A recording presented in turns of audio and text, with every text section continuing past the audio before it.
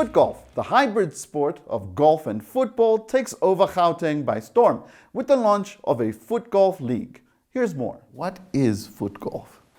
Well, Footgolf in a nutshell is a combination of the sport of golf and the sport of football, and is played on a golf course using the same rules as golf, but the competitive difference obviously is that we use a bigger ball and our holes are bigger, and that's it. It's basically what we call a hybrid sport.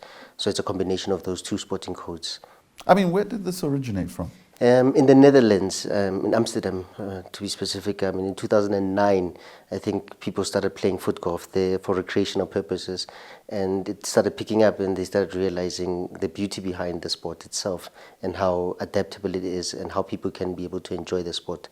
And how did it end up here in Joburg? Well, I have a friend called Arthur Batista who actually was a football coach who came across the sporting code, and in 2014 started Footgolf in South Africa.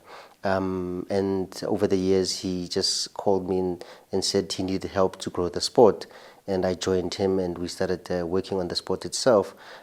He's left the country now, so it's now left on my shoulders to try and promote and develop the sport within the country. So we've been doing this since 2014, but mostly it started as a recreational thing. People were just playing for fun, coming for their bachelor parties, coming to just bring the family along and kids to be able to be on the golf course, which is one of the things that we always joke about, is that somebody says, I'm going to the golf course, and the wife says, I'll bring the kids, and they go play foot golf while he plays golf, because you can do it concurrently on the same course. So what changed its trajectory from a recreational sport to the fully fledged sporting association? So the International Federation for Footgolf, FIFG, started indicating that they wanted to grow the sport to be an Olympic sport, for example. And so therefore we needed to actually structure ourselves in a way that demonstrated we're a fully functional federation that is competitive. That doesn't take away the recreational component, that doesn't take the leisure component of Footgolf, but what our focus is as a federation is to try and make sure we have members, we have people who play consistently, and we have competitive leagues that people can participate in so they can go into the tournaments and the championships, and obviously to select a national team from that.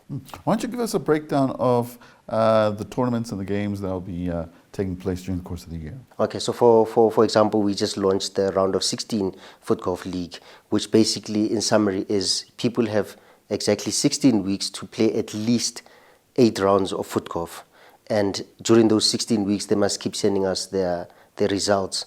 And as they play, they send us the results, and the ones that perform the best, we invite them to the first tournament, which is probably at the end of July. I think the 31st of July will be the first tournament where the top players are going to compete amongst each other to see who's the best, and obviously they have their prize money for that one.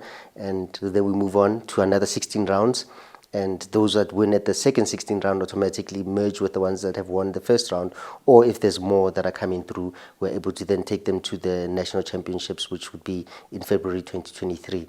And at that championship, then we are going to be able to select people who can represent the country, because there's a World Cup in the USA, in Disney, in 2023 by end of May. So we're hoping during this period we're going to increase membership, increase participation, and find the best players that we can find.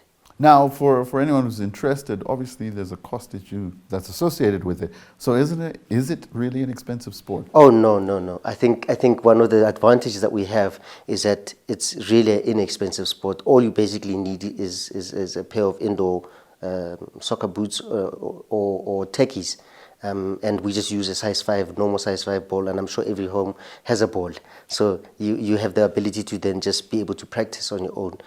On the golf courses, all we need to do is create a 56 centimeter hole, which is never on the green. It's on the side in the roughs, because the ball will roll anywhere you place it. So we are able to then place the hole strategically in the same place area around the normal golf holes, and you get to play. That's why I said you could be playing golf while somebody else is playing foot golf, and you don't interfere with anybody's play, because the etiquette of golf is what we follow.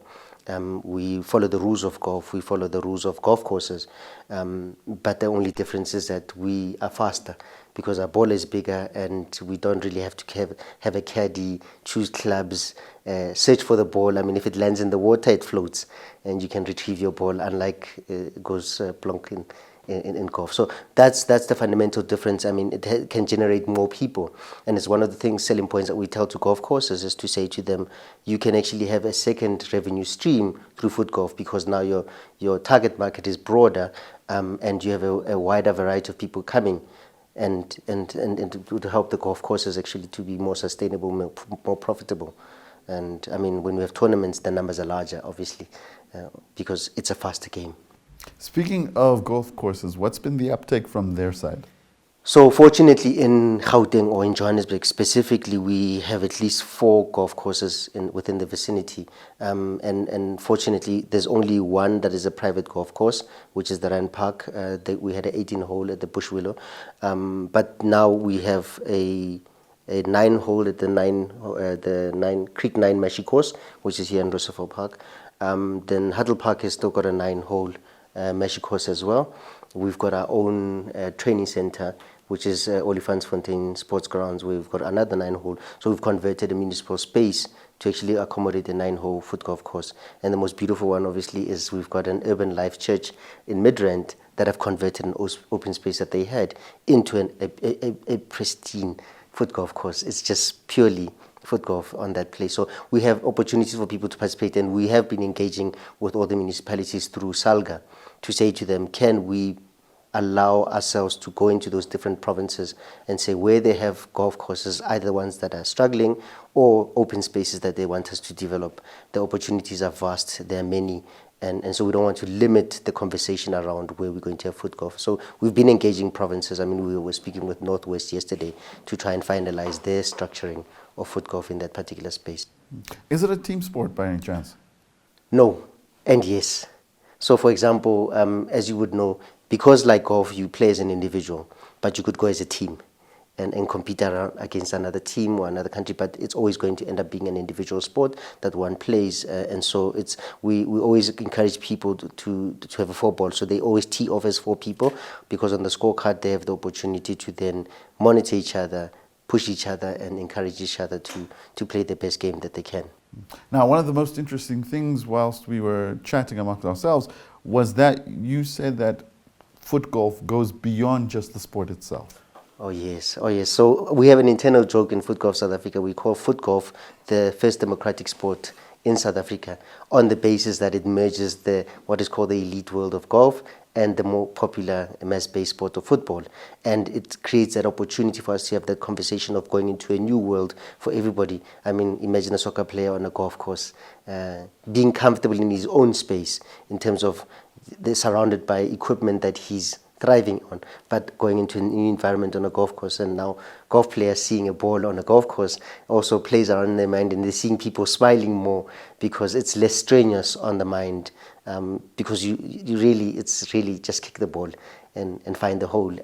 And so it's a new conversation that we can have. It's a new sport. So one of the things that we always celebrate is that because we have been in the sports sector for such a long time, we're trying not to have the baggage of other sporting codes. So we don't have any historic baggage. So we're not going to now struggle with issues of gender equity. So women who play foot golf get the same prize money as men. So if it's 5,000 Rand for that tournament, it's 5,000 Rand for men and women. There's no age classification. Even though we might have categories, everybody can play foot golf. I mean, the fun part is that this weekend we've been asked by the Gogos who play football to come play foot golf. One of the teams wants to come play foot golf, and we're preparing for that, to say they want to have their own serious leagues as older people, and there's nothing wrong with that because they're already playing football, and so kicking is not their problem. Now it's about teaching them about the undulations of the course and understanding the different temperament. But again, it's an open sport, it's a new sport, and we're hoping young people who are looking for opportunities to take their craft, who studied sports science, sports management and whatnot, can come into the space and be able to run a sporting code from its onset without having to worry about do they fit in and where they're placed within the system.